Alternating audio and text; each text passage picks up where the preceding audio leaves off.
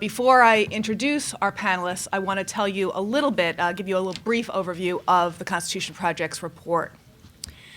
Now, most of you in this room are likely familiar with the term data mining, but for those of you for whom it's not as familiar a concept, we define the term to refer to the use of computing technology to examine large amounts of data to reveal patterns and identify potential wrongdoing.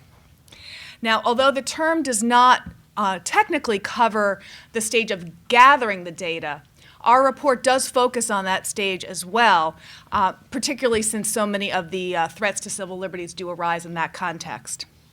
I also want to point out that our report does focus on government data mining, although certainly data mining is a common practice in the private sector.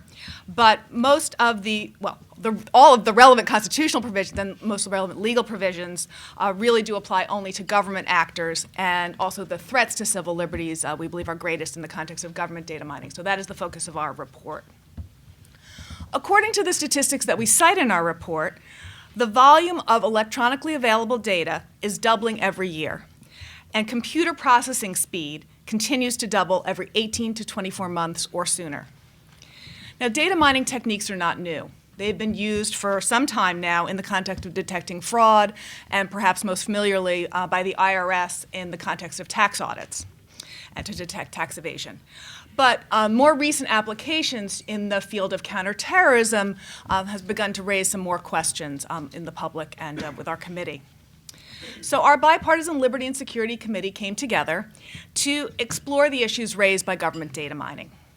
And this is really a part of our committee's ongoing efforts to examine areas in which technology and technological tools are developing more quickly than the law, and to ensure that we recommend policy reforms to ensure that constitutional safeguards and protections for civil liberties are incorporated into government programs. Now, the federal government has disclosed the existence of hundreds of data mining programs covering a wide variety of areas. But particularly in the counterterrorism area, we don't really know the full scope of existing programs. And the very nature of some of these programs is that we wouldn't know necessarily if someone is mistakenly flagged as a wrongdoer or subject to government action as a result of a data mining program. Broadly speaking, there are basically three categories of potential harm that are the subject of our committee's focus. First is the possibility that the program will simply be ineffective and a waste of government resources. While data mining has been used effectively in the detection of fraud context and by the IRS for tax evasion detection, fortunately, we don't have as many data points in the context of terrorist acts. So it's much harder to develop a predictive algorithm to find patterns of terrorism. So the programs potentially may not be effective. The second risk, of course, is that someone's personal information may be wrongfully collected, used, or disclosed, what we think of as a typical invasion of privacy. And the third category of risk is that somebody may be improperly flagged as a wrongdoer and suffer harm as a result. So in our report, we have a series of recommendations to try and incorporate safeguards into government data mining programs to help minimize the threats of these kinds of harms. And these recommendations cover both the development stage, the stage of developing a program, and the operation of programs.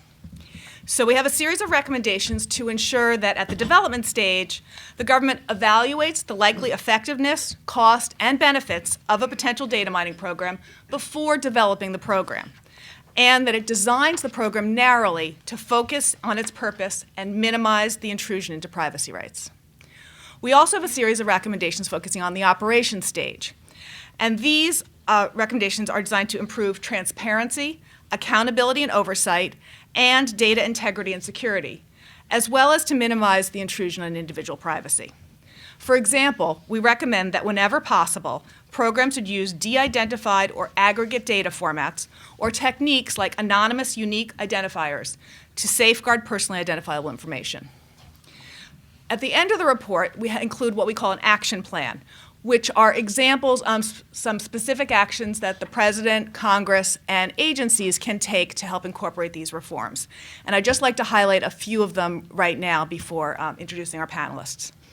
First, I'd like to highlight a recommendation which our committee has really made in other contexts as well, that the Privacy and Civil Liberties Oversight Board be reconstituted and actually come into existence so it can begin its operations. As some of you may be aware, in 2007, Congress enacted legislation to make the Privacy and Civil Liberties Oversight Board independent of the executive branch and give it some real enforcement powers. But since then, we haven't had such a board. President Bush did not nominate a full slate of 5 members, and so then Congress never acted on the ones he did nominate, and President Obama has yet to nominate a single member of the board. So we are calling on the President to nominate a full slate of 5 members and on the Senate to confirm them so that that board can come into existence and begin its important work of oversight on the civil liberties implications of a variety of national security programs, including the data mining that we're discussing here today. I'd also just like to highlight that we call on Congress and the President for additional acts, including calling for an amendment to the Data Mining Reporting Act to expand the definition of data mining programs that are subject to the terms of that act and to those reporting obligations. And especially since I know we have in the audience here today a number of people from the privacy offices at different federal agencies, I'd like to point out that we do have recommendations that can be handled at the agency level as well. For example, we recommend that agencies adopt a centralized procedure for individuals to request access to and correct their data that's held by that agency. First, we will have Christopher Kane, who is the president and CEO of Mercator 21, which is a professional services firm that helps clients engage in the global economy. Before taking on that position, he served at the IBM Corporation for 25 years. And I'd also point out that he serves on the Constitution Project's Board of Policy Advisors. Our next speaker will be Paul Pillar, who is a visiting professor and director of studies of the Security Studies program at Georgetown University. Prior to coming to Georgetown University, he had a 28-year career in the U.S. intelligence community, including positions with the CIA and the Counterterrorist Center. And he is also a member of the Constitution Project Liberty and Security Committee, which is the committee that's responsible for today's report.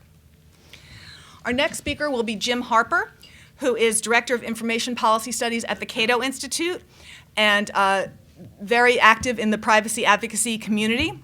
His areas of practice also beyond privacy include telecommunications, intellectual property, and security. And he is a member of the Department of Homeland Security's Data Privacy and Integrity Advisory Committee. And our final speaker here today, and I actually want to take a special moment to thank her, is Mary Ellen Callahan, who is the Chief Privacy Officer of the U.S. Department of Homeland Security. And my special thanks to her are for participating in today's dialogue, which really is talking about the reforms we hope will come from government, and for engaging in a productive dialogue with us on this, rather than what some communications folks at some agencies might encourage her to not participate. So special thanks to her. And prior to, actually at DHS, she is not only the Chief Privacy Officer, but also Chief Freedom of Information Act Officer.